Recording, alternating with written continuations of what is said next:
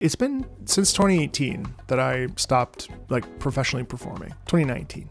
The summer of 2019. You know, I find myself, I've made a couple videos now that I'll link here about what it was like to be a professional singer. And so now I find myself on the total opposite end of the spectrum, living out this other dream of being a YouTuber. I used to walk dogs, and I used to think about, you know, creating a space called Good News Gaming, where I literally played the worst video games ever made and tried to find positive things to say about them. That's how pure I am.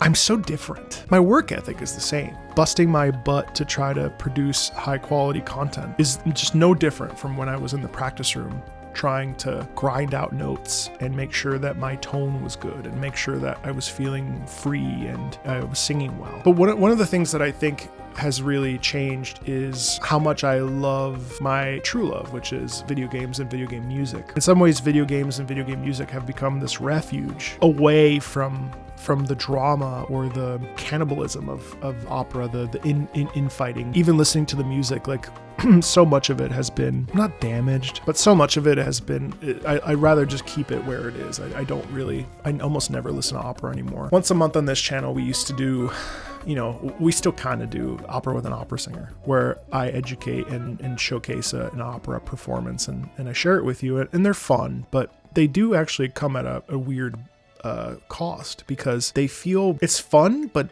I also don't, it's weird. I don't care about it. Like it's almost like I've had to put up a shield against it. And I've worked through a lot of the personal trauma I've had with opera and with the performing arts. You know, every time I go to a performance, I always place myself in the feet of the performers. I think forever, we saw Wicked a while ago, and I was like, I wonder what they're like. I wonder if they're having fun. I wonder if they're nervous. I wonder if they're uncomfortable. I wonder if they're feeling fulfilled. I used to watch people, and then it would be my turn to go on stage, and I was miserable. I was dying inside. My stomach was in knots. There's no words to describe the feeling of having to try to live through a performance when I felt like my world was collapsing around me. I miss that. I miss interacting with people. I miss the feeling of singing. Oh my God, the feeling of singing over and with an orchestra is one of the most powerful feelings I've ever felt in my entire life. And I only hope that maybe someday some of you who are, on the career of a trajectory of music will get to experience performing with an ensemble or playing a solo in an ensemble, like a large ensemble. There's something miraculous about it.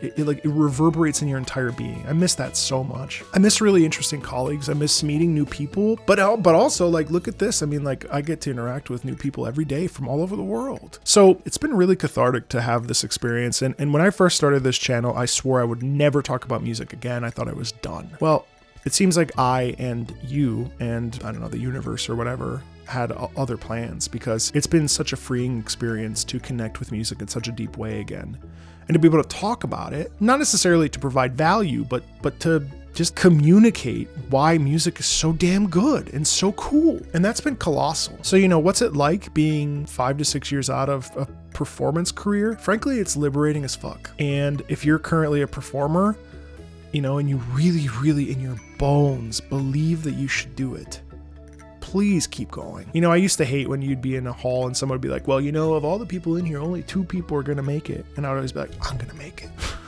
I could have made it. But it was my own choice to say, you know what, this is not healthy for me anymore. If you can look at yourself in the mirror and you say, is what I'm doing healthy for me? Am I being healthy? If the answer is yes, just dig in. Go for it. If the answer is, I'm not sure, then that's where we start to reevaluate if things are really to our benefit. Is this the healthiest option? There's a lot of ego wrapped up in performance and music and validation and feeling like you belong and all this other stuff. But, ultimately, I don't know. It's weird.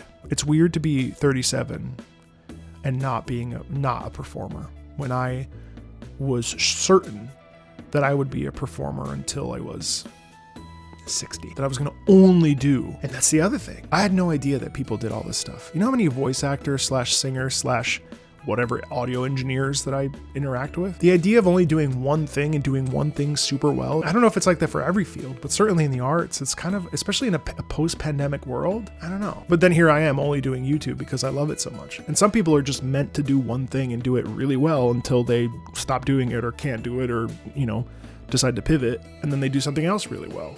So it just depends on who you are. But I feel really free and mentally safe, which is something I can't say I ever felt when I was singing. I was constantly afraid, constantly in fight or flight. I think if I had stayed a singer, it would have killed me from the stress, you know, but now it's nice to be comfortable, even though it's really strange to be comfortable on YouTube. So I don't know. Just thought that was really interesting. Thank you guys. See ya.